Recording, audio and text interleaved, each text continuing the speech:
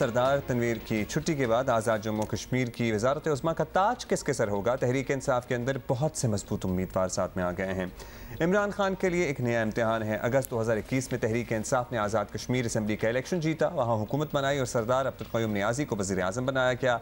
लेकिन क़य्यूम साहब एक साल भी इस सीट पर ना रह पाए और अप्रैल 2022 में अपने ही वज़रा ने आदम एतमाद किया और वज़ारत उज़्मा की कुर्सी इमरान खान के बहुत करीबी माने जाने वाले सरदार तनवीर इलियास को मिल गई। सरदार तनवीर की शोहरत एक ऐसी सियासी कायद की रही है जो ज़्यादा लगी लिपटी कभी नहीं रखते और अक्सर रेड लाइंस क्रॉस करते नजर आते हैं। वैसे उनकी शोहरत एज अ सियासी कायद की रही भी नहीं, मतलब रही भी नहीं है। he just certainly appeared out of nowhere. Although उनकी शोहरत रही है, शोहरत absolutely other things.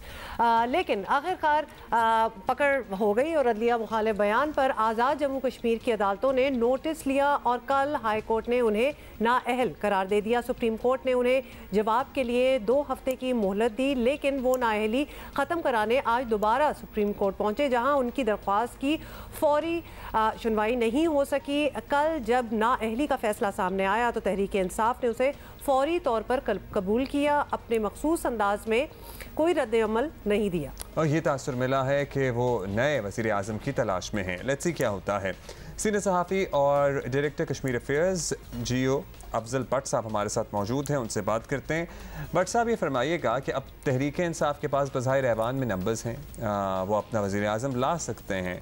Abdul Qayyum साहब तो चलें, उनकी तो इमरान खान से मुलाकात भी हो गई, तो क्या क़य्यूम साहब ही फ्रंट रनर है उम्मीदवारों में या और भी लोग हैं जो सामने आ रहे हैं इस कुर्सी के लिए? तनवीर इलियास साहब की और स्पीकर साहब की ऑलरेडी टसल है, क़य्यूम नियाज़ी साहब की और सरदार तनवीर इलियास साहब की ऑलरेडी टसल है। इसलिए अगर क़य्यूम नियाज़ी साहब कोशिश करेंगे, चौधरी अनवारुल हक साहब कोशिश करेंगे, तो तनवीर इलियास कम से कम इस मामले में वीटो ज़रूर करेंगे कि इन दोनों को वज़ीर आज़म नहीं होना चाहिए, कोई और लाएँ। अब तीसरा धड़ा बच जाता है या बैरिस्टर सुल्तान साहब का या जो यंगस्टर आए हैं पीटीआई से जीतकर, उनको लीड कर रहे हैं डुडियाल से रुकने असम्बली हैं अजहर सादिक साहब, उनके साथ 6-7 लोगों का एक ग्रुप है। अब देखते हैं कि तहरीक इंसाफ के सरबराह इमरान खान इन सारे ग्रुपों को इकट्ठा रख सकते हैं या नहीं रख सकते, क्योंकि आज ही पाकिस्तान पीपल्स पार्टी की पार्लिमानी पार्टी का इजलास भी हुआ है और उन्होंने भी फैसला किया है कि जो ही तहरीक इंसाफ अपना कैंडिडेट सामने लाएगी, उसको मद्देनजर रखते हुए पीपल्स पार्टी अपने कैंडिडेट का ऐलान करेगी। अच्छा, ये भी बताएं कि अगर लेट्स सपोज पीपल पार्टी या दीगर जमातें ऐसी कोशिश कर रही हैं कि वज़ीर आज़म वो बनाए, तो क्या उनके पास ऐसे नंबर्स हैं?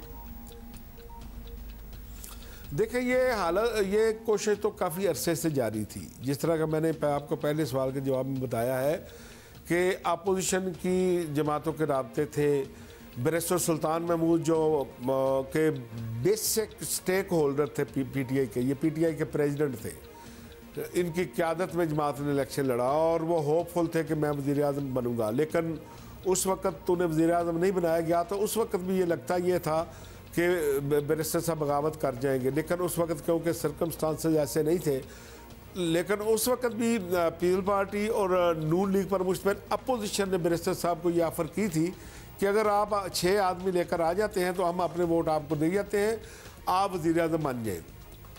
लेकिन बैरिस्टर साहब ने उस वक़्त ये पेशकश कबूल नहीं की थी और वो सदारत के मनसब पर फैज़ हो गए थे। अब उनकी मुलाकातें जो हैं आवाज़ सफरी जरदारी साहब के साथ भी हुई है, बिलावल भुट्टो जरदारी साहब के साथ भी हुई है। कहा यह जाता है कि वो मसला कश्मीर के तनाज़ुर में थी, क्योंकि बैरिस्टर साहब जो है वो मसला कश्मीर के आलमी सफ़ीर भी हैं और वज़ारत ख़ारजा बिलावल भुट्टो साहब चला रहे हैं, तो इसलिए वो मुलाकातें जो हैं वो कश्मीर इशू के तनाज़ुर में थी। लेकिन सियासी आदमियों का ये कहना है कि बैरिस्टर साहब अब भी ये कोशिश कर रहे हैं कि अगर उन्हें अपोजिशन के 19 वोटों की तरफ से ये कोई ऐसी यकीन दहानी करा दी जाए तो बैरिस्टर सुल्तान महमूद इस मामले में कंफर्टेबल हैं। उनके पास 6-7 लोग ऐसे हैं जो आसानी के साथ उधर जाएंगे, जहां बैरिस्टर साहब जाएंगे तो वो जा सकते हैं। That is going to be interesting. बहुत शुक्रिया आपका। सीनियर सहाफ़ी अफजल भट्ट साहब हमारे साथ मौजूद थे। कौन बनता है आज़ाद कश्मीर का वज़ीर आज़म? पाकिस्तान तहरीक इंसाफ इस मरतबा भी अपनी सीट सिक्योर करने में कामयाब होती है या फिर दीगर जो जमातें हैं पीपल्स पार्टी और उनके कोएलिशन पार्टनर्स, कितनी कोई थ्रिलर मूवी टाइप सियासत है ना वैसे वो पाकिस्तान कामयाब होते हैं?